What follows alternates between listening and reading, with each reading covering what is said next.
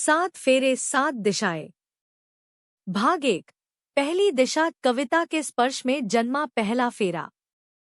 एक आत्मिक विवाह की शुरुआत। कोलकाता का मौसम उस दिन कुछ अलग था। हल्की धूप, हवा में नमी और पार्क स्ट्रीट की गलियां जैसे किसी अदृश्य कहानी को सुनाने को बेचैन थी।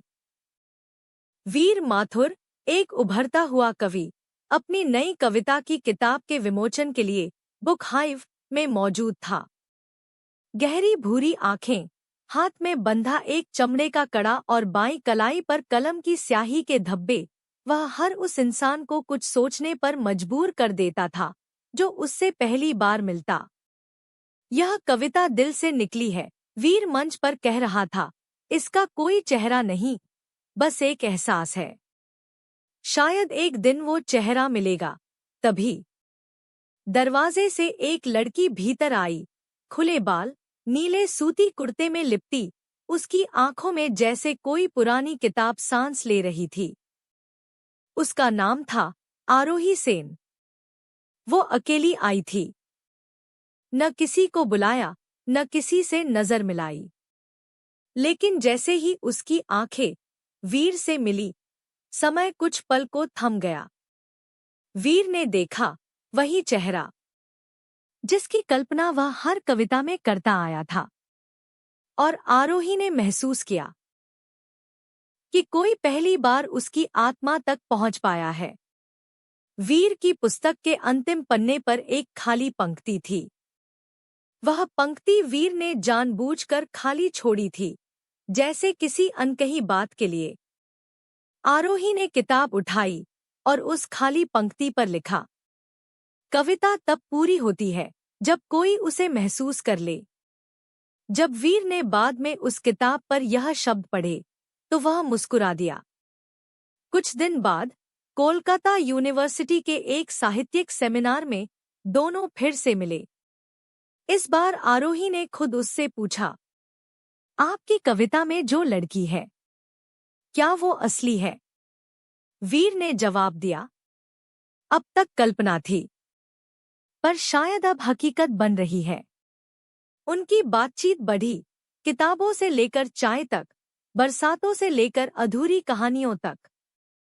उस रात जब दोनों पहली बार अकेले एक छत पर मिले, ऊपर बारिश थी, नीचे वीर की आवाज, तुम्हारी आंखें जैसे उपन्यास हों, लंबी, गहरी और पढ़ने पर भी अधूरी लगे। आरोही हंसी, और तुम्हारी बातें जैसे बारिश में पुराने खत। वो रात कुछ नहीं बोली, लेकिन दिल बहुत कुछ कह गए। आरोही ने महसूस किया वो इस रिश्ते से डर नहीं रही थी, और वीर जान चुका था उसने वो चेहरा पा लिया है। 6 महीने के भीतर कोलकाता की गलियों ने उनकी प्रेम कहानी को गहराई दी। फिर एक दिन वीर ने पूछ लिया, क्या तुम मुझसे 7 फेरे लोगी? आरोही चुप रही। फिर उसने कहा, अगर शादी आत्माओं का मिलन है तो हाँ, लेकिन याद रखना, मैं सिर्फ तुम्हारी नहीं हूं, मैं जिंदगी की हूं, और वो कई रूपों में आती है। वीर ने वो बात समझी जैसे कोई कवि समझ सकता है। उनकी शादी सादी थी, कोई बड़ा आयोजन नहीं, बस एक मंदिर, 2 आत्माएं और आशीर्वाद। मंदिर की शांति के बीच उन्होंने पहला फेरा लिया। हम साथ चलेंगे, भावों में, विचारों में, कविता में। वह एक शादी थी जिस पर न कोई बंधन था, न कोई अधिकार, बस आत्मा की सहमति थी। पर कहानी यही नहीं रुकती। 1 साल बाद वीर को एक स्कॉलरशिप मिली, पेरिस जाने की। कविता की भाषा ने उसे नए क्षितिज दिखाए। वीर जाना चाहता था और आरोही उसे रोकना नहीं चाहती थी। अगर हमारी आत्माएं जुड़ी हैं तो दूरी भी एक कविता होगी, उसने कहा। लेकिन वीर की गैरमौजूदगी में आरोही को जीवन के नए रंगों ने छूना शुरू किया। अनिरुद्ध राय, एक डॉक्टर जो नॉर्थ कोलकाता में एक क्लिनिक चलाता था, व्यावहारिक, शांत और पूरी तरह जमीन से जुड़ा हुआ। एक शाम जब आरोही को चक्कर आया, वह उसे इसी क्लिनिक में मिला। डॉक्टर से बातचीत धीरे धीरे दोस्ती में बदली। अनिरुद्ध ने कभी वीर की जगह नहीं ली, लेकिन वह एक और प्रकार की ताकत बना। संभालने वाला, सोचने वाला और बिना शर्त के साथ चलने वाला। आरोही खुद सवालों से जूझ रही थी। क्या कोई दो लोगों से सच्चा प्रेम कर सकता है?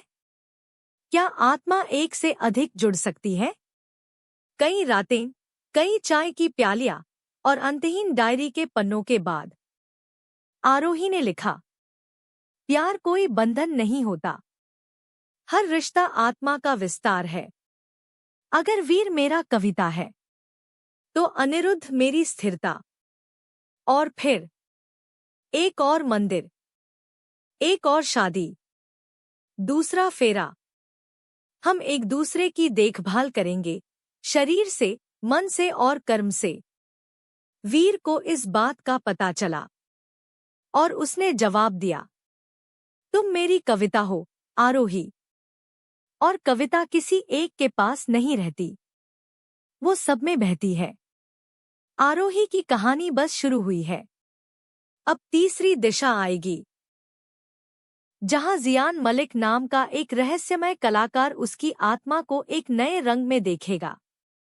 कोलकाता में जोधपुर पार्क के एक कोने में एक पुराना स्टूडियो था। बाहर से टूटा फूटा, लेकिन भीतर रंगों की एक पूरी दुनिया। वहीं पहली बार आरोही ने उसे देखा।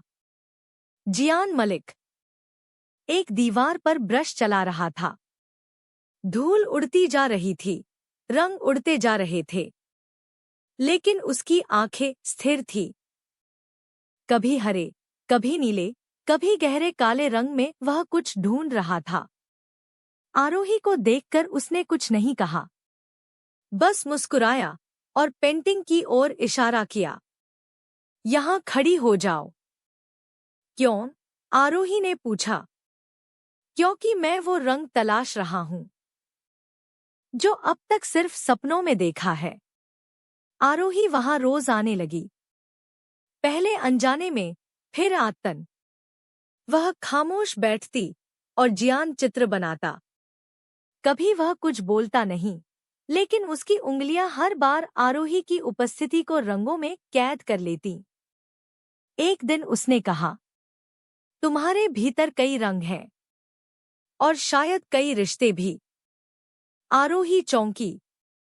तुम्हें कैसे पता? जो आत्मा कई जन्मों से चलती है, उसके चेहरे पर एक शांत थकान होती है। तुम्हारे पास वो है।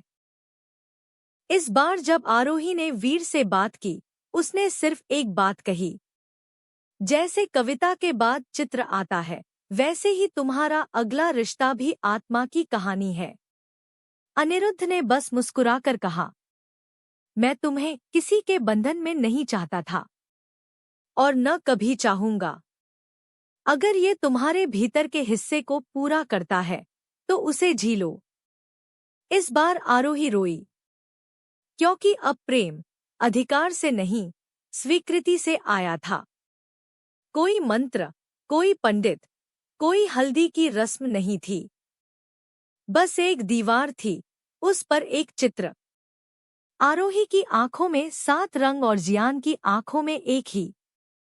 और फिर उस चित्र के नीचे उन्होंने लिखा, तीसरा फेरा, जब आत्मा खुद को देखती है।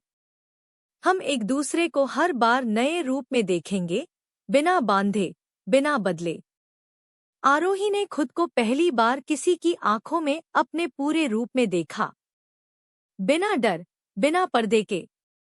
वह वीर की कविता थी, वह अनिरुद्ध की स्थिरता थी, और अब वह जियान की आत्मा की तस्वीर थी। कुछ समय बाद आरोही को पता चला, जियान मलिक का असली नाम आर्यन था। वह कश्मीर से था और बचपन में एक विस्फोट में अपने पूरे परिवार को खो चुका था। चित्र ही उसका पुनर्जन्म था। और आरोही, उस चित्र में वह माँ थी, वह प्रेमिका, वह बहन, वह आत्मा जो उसने खोई थी। तुमसे मिलने के बाद ही मेरी उंगलियां कांपना बंद हुईं, उसने कहा। मैंने तुम्हें नहीं चुना, तुम मेरी स्मृति में पहले से थी। अब वह 3 आत्माओं से जुड़ी थी। हर सुबह वीर से एक चिट्ठी आती, कभी पेरिस से, कभी न्यूयॉर्क से। अनिरुद्ध रोज रात सोने से पहले उसे उसकी थकान पूछता, और जियान उसके चेहरे पर हर दिन एक नया रंग ढूंढता। लोग कहते, क्या ये प्रेम है या पाप? आरोही जवाब नहीं देती। वह सिर्फ एक डायरी में लिखती, मैंने किसी को धोखा नहीं दिया। मैंने प्रेम किया, हर बार अलग रूप में, लेकिन एक ही आत्मा से। एक दिन वीर ने एक कविता भेजी। 3 फेरे हुए हैं और कविता अभी भी अधूरी है। क्या कोई कविता 4 आत्माओं से भी पूरी हो सकती है? आरोही ने जवाब लिखा, कविता वहां पूरी होती है जहां शब्द रुक जाते हैं और आत्माएं बोलने लगती हैं। एक शाम एक नया किरदार सामने आता है। एला फर्नांडीज, एक लड़की। लेकिन इस बार आरोही को उससे प्रेम हो जाता है। क्या प्रेम सिर्फ पुरुषों तक सीमित है? क्या आत्मा किसी लिंग से बंधी होती है? आगे की कहानी जानने के लिए हमारे चैनल को सब्सक्राइब, लाइक जरूर करें। बहुत जल्द आएगा 7 फेरे 7 दिशाएं भाग 2।